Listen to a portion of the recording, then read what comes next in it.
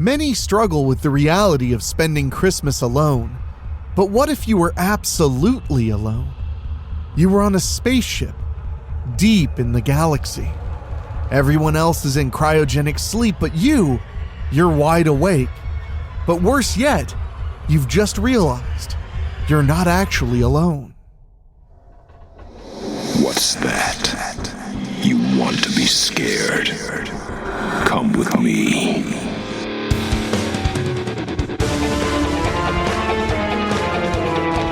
You will experience tales of horror, ghosts, and death. It is not recommended for the weak at heart. Listen in the dark. It's more fun that way. This is Weekly Spooky.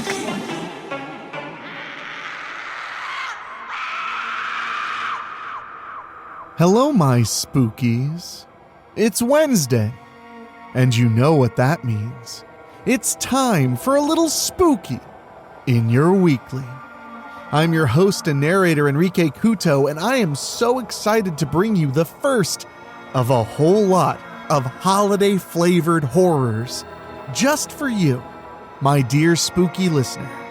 But before we get to that, I want to say thank you so much for listening to the show. I know a lot of you have been with us for quite a while, but even more have just joined up since this October. I wanted to excitedly announce something coming to our Patreon for those of you who've been considering for a while joining and contributing a little help to us every month. At the end of this month, on Thursday, the 28th, we're going to be publishing the first of a 12-part series in Strickfield called The Weekend, written by Rob Fields. That's right, an exclusive Strickfield story just for patrons. Every month we'll release another part of the story until all 12 parts are released, and then you'll have the full book, all yours to listen to. So, if you've been putting off signing up for Patreon, and you love what Rob Fields and I have been doing with the Strickfield universe, now is the perfect time to head over to weeklyspooky.com and click on Patreon. For as little as $1 a month, you'll get access to all kinds of bonus content and, of course, this very special Strickfield Maxi series. Now, what is it about? Just wait, because on Thursday we'll publish the first episode for all of you to hear as a little taste. But now, my friends, it's about time to get Christmassy, but not just a regular Christmassy. No, because my good buddy Mike the Birdman would never do that. No, we're getting Christmassy in outer space. So put on your space helmets right after these quick words.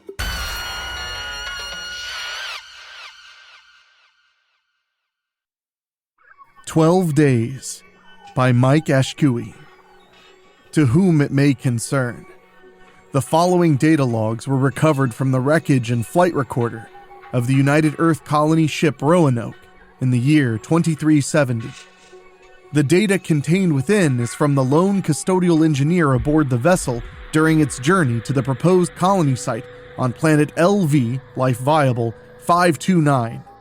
The original colony mission was launched from Pluto Station in 2280 and was projected to take 25 years. Support staff, their families, as well as a number of colonists were estimated to have numbered at 2,000. All crew and support staff are presumed to have perished under questionable circumstances between December 12, 2290 and December 25, 2290. Certain portions of the record have been redacted to protect United Earth military interests and to protect certain individuals as well. Records will officially become available for public consumption in January 2500 via Freedom of Information request. Please retain all confidential information as eyes-only clearance. Contact your United Earth Military Science Division support officer for additional questions and follow-up. Sincerely, Recovery Officer, Titan Outpost, Aaron Ricci. Date, February 2nd, 2375. Roanoke Colony Ship Flight Recorder data stream begins. Audio log, number 1. December 12th, 2290. Good morning? Is this thing on? This is custodial engineer David Lambert, and this is my maintenance shift aboard the Roanoke. My logs will be recorded via audio and by the ship's virtual intelligence, aka Vinny. Well, Ma, you always wanted me to go out and get a job, and well, here I am. I'm on the frontier of space and with a whole new family of about 2,000. Maybe now I'll find a wife, eh? Or maybe a husband. I've always considered dating an android too, so maybe we can have robo-babies. A brave new world, for me. It's December 12th, and I'm the only one awake aboard the ship while everyone else is in cryo-sleep for the next several months. They need someone to make sure we don't bounce too close to a star or accidentally veer off course. Now, odds are I'll volunteer and run a maintenance shift again and let everyone stay frozen, and I'll stay awake for 2 weeks and maintain the systems. They only need a person to stay awake for a few weeks at a time to maintain things and then go back to sleep for a few months. Then rinse and repeat. It's like I'm a captain of my own ship in a sense. I'll wake up again in March, make sure we're all still alive and going where we're supposed to go, and not wake up any of the United Earth stuffed shirts unless I have to. It's lonely, but I don't mind. I have Vinny to keep me company and the entire Library of Congress on Holo and every soccer match in history. I'll be alright. It's Christmas time here and well, I'm gonna decorate, even if it's only for myself and Vinny. I managed to make some tinsel out of some stuff I found in the engineering tool room. I think it's fiber optics of some sort or maybe some of that nanotube stuff. I think maybe tomorrow I'll see if I can put up a tree or some sort in the mess hall. I know it's just me and the AI, but it at least makes me feel somewhat like home while I'm here. I'll check the computer systems, life support, and make sure the slipstream drive's output is within acceptable range. We won't hit our first milestone for another few years of this journey, but gotta make sure I cross the I's and dot the T's. Wait, is that the phrase? Fuck it, never mind. Vinny, end audio log number 1. Audio log number 2, December 13th, 2290. Log day 2 of maintenance shift. I was checking the computer logs yesterday and found something, weird. Seems like about 2 weeks ago we had a small containment breach in one of the lower science laboratories. It was supposed to be related to something that some of the scientists had called... Redacted. Sounds kinda scary to me, but none of my business. Don't know how I feel about them messing with... Redacted. But then again, I'm not supposed to understand it. It was likely caused when we came a little close to a radiation anomaly while in slip space. Vinny, the ship's computer, chose not to wake anyone up because it was deemed not a threat, but did note it in the ship's log. Guess I didn't see it till this morning when I went through it all manually. Weird. No one should get too pissy at me, right? Vinny, why didn't you wake anyone up? Is that you being nice by letting us sleep in the freezers a bit longer, or is it a malfunction in your computer core? Guess I'll take a look tomorrow, but right now I have more important things to do. I found an old robotic exoskeleton that I can turn into a kind of Christmas tree. I'll probably decorate it tonight and listen to old Christmas tunes while doing my reports. My moms and I used to always celebrate Christmas and make it a big deal. We'd have hot cocoa and watch Hollows, and we'd have a ski trip too. I miss my moms. Come to think of it, will they even be alive when we reach the new colony? Can't even send a transmission in Slipstream without a massive time delay. I hope they're okay. Audio log number 3, December 14th, 2290. I went down to the Redacted. lab this morning and it's a mess. Stuff was strewn everywhere and it seems something broke out of one of the organic experiment labs. It's supposed to be harmless genetic experimentation. I think stuff with grown hormones and cross species. Dr. Redacted. is not going to be happy. She always seemed grumpy anyway, so what do I care? I've noted it with Vinny, and internal sensors are actively sweeping each deck. What more can I do? All biologics are supposed to be frozen solid for the trip, or at least in minimal activity and securely monitored for 25 years. I don't think it's dangerous. I mean, it's probably some designer animal that somebody wants to field test on a new planet. If it was dangerous at all, Vinny would have warned me. Maybe it's a kitty. Would that be too much to hope for? I know the Redacted. Lab is secure at least. Vinny has the doors hermetically sealed. It'll take a scientist's authorization. It's someone else's problem now. I've cleaned up and secured the lab as best I can and accounted for all the labeled growth experiments.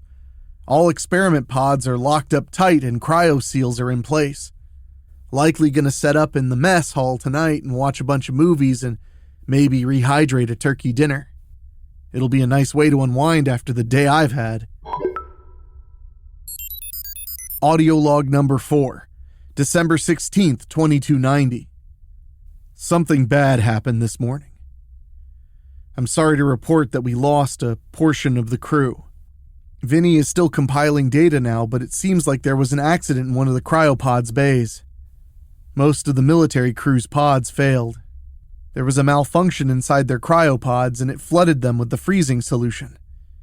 They were basically all frozen solid and the bodies were destroyed in a way that I don't care to describe for the record. Vinny can explain in a more scientifically detailed method if you wish. The poor bastards didn't feel a thing. I don't think so anyway. We lost 300 people in the blink of an eye. I'm at a loss for words. I'll perform my full account of the dead and then I'll begin procedures to wake up the command crew and inform them of what happened. I don't want to be alone anymore. Weirdest thing though, there was music playing in the cryo bay as I entered. It was silent night. I didn't do that. But if I didn't do that, then who did? That has to be my imagination. Too many long hours stuck on this boat.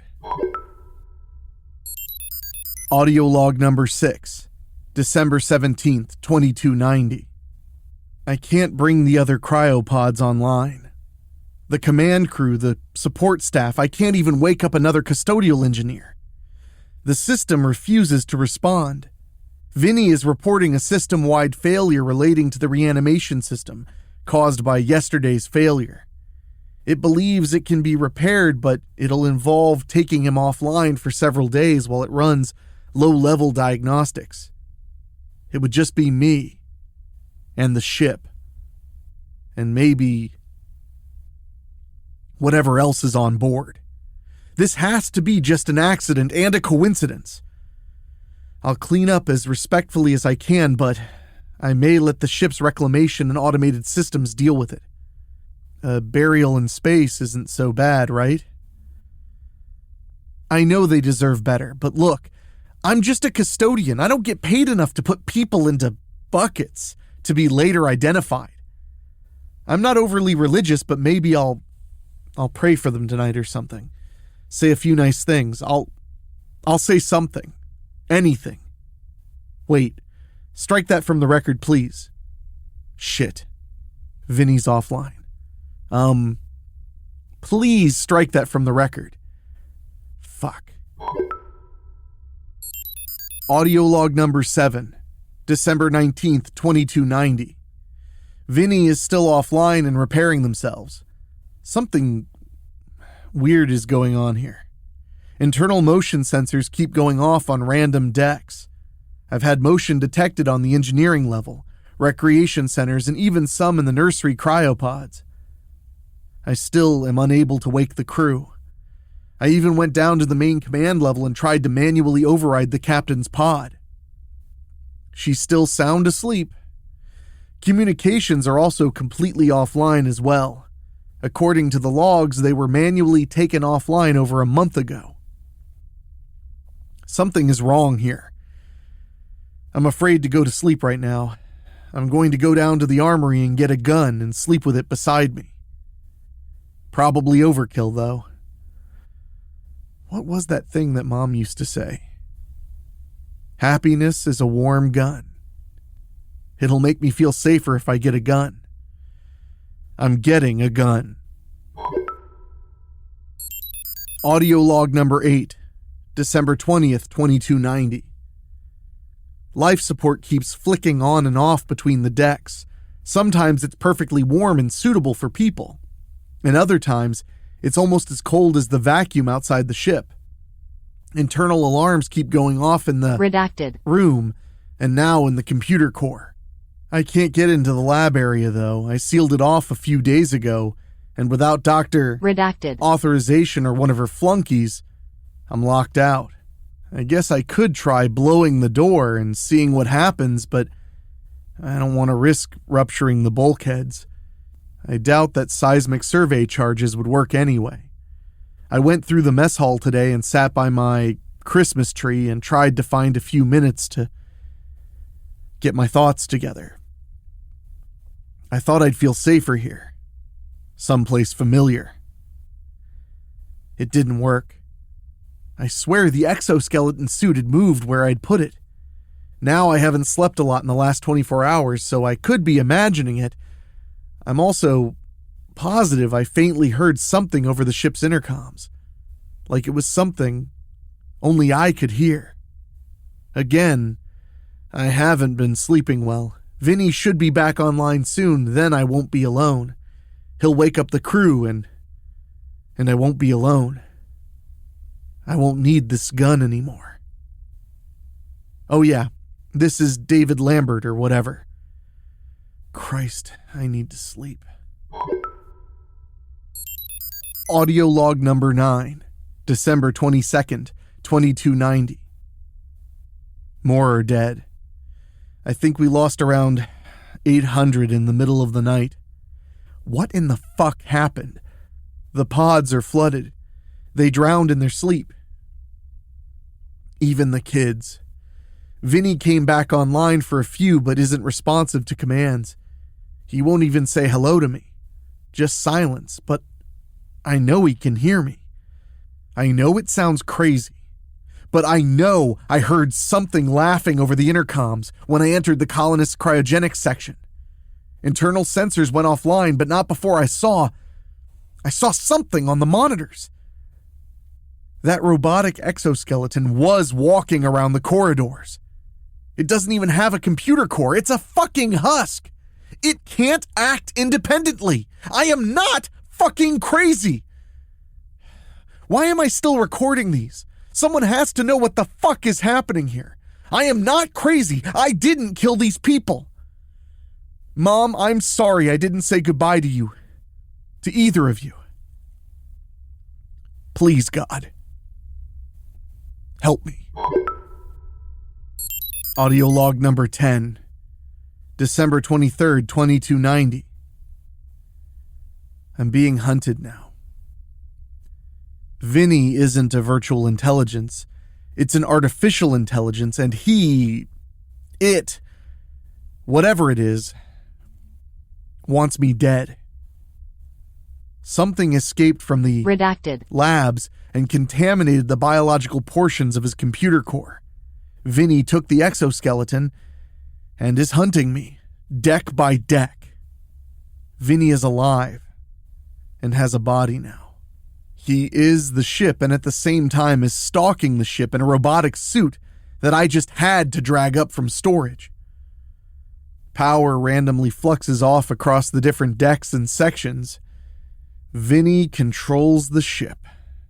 If the rest of the crew isn't dead by now, they soon will be. I took this portable recorder which goes directly to the flight recorder, which is independent of his operating systems. I don't think the pistol I have can pierce the exoskeleton's plating. It's funny. I'm going to be murdered by something that was supposed to bring me joy.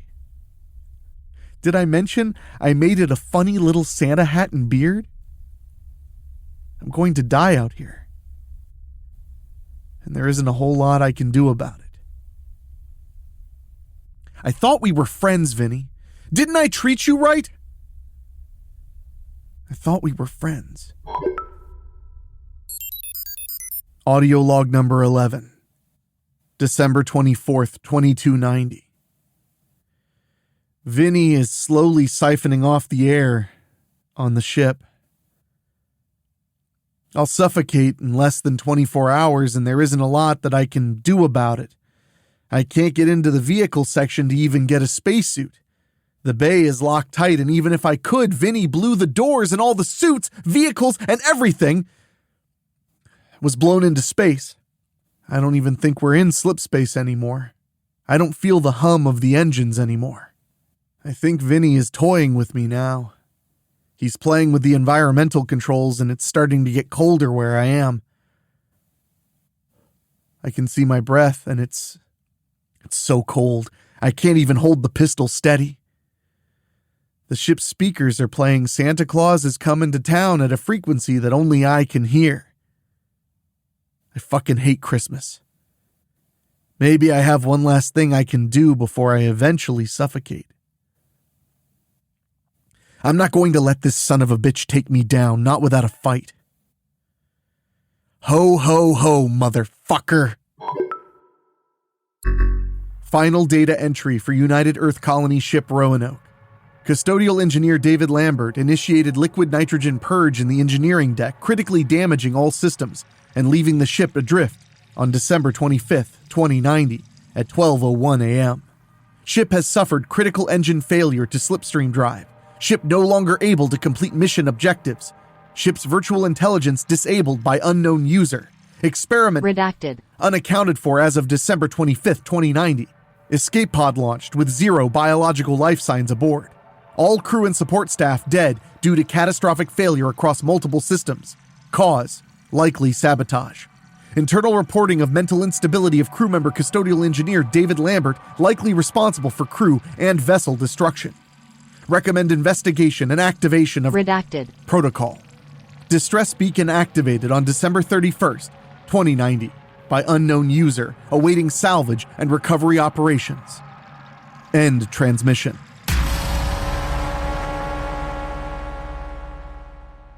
I know there's a cold snap going through the Midwest right now, but I don't think that's what I'm feeling. I think I'm feeling the chillingness of this story. I love a good sci-fi tale that scares you a little bit, or a lot of it. Had echoes of Alien all throughout it. Thank you all for joining us as we begin the holiday season here at Weekly Spooky. After Halloween, this is my absolute favorite time of year to publish the scary stories we all need as we get through our long and grueling, but ultimately, hopefully, rewarding holiday season. And I want you to know that we're going to have lots and lots of Weekly Spooky for you. In fact, we'll be presenting more stories, more special shows, more interviews, and a lot more all throughout December. So, if you work a job that's going to have a lot of long hours, or you're simply busy preparing for the holiday, we'll have lots of fears for your ears. You like that? And I want to remind you again, join our Patreon at weeklyspooky.com. Click on Patreon. For as little as $1 a month, you'll get access to the brand new Strickfield mini-series, The Weekend, which starts this month. And I want to say an extra special big thank you to our Patreon podcast boosters, folks who pay just a little bit more to hear their names on the show. And they are Johnny Nix, John Callan, Bobbletopia.com, Megan Hua, Julia Kirsch, Brent McCullough, Steve King, Karen Weemet, Jack Kerr, and Craig Cohen. Thank you guys so much for your support. It really does mean the world to me. And if you want to join them, just go to weeklyspooky.com, click on Patreon, and choose a tier that works the best for you. You'll not only get my undying appreciation, but you'll also get an exclusive Strickfield story just for you, the patrons. But now, my friends, I gotta get out of here because I've got a lot of Christmas-themed content to crank out for all of you. But I appreciate you a whole hell of a lot, and I'll see you real soon. In fact, this Friday we'll have another Christmas compilation waiting for you. So look forward to that. For myself, for my executive producer Rob Fields, my producer Dan Wilder, and our composer Ray Mattis, talk at you later. Thank you for listening. Make sure to find your way back next week. But for now, you are safe. Trust me.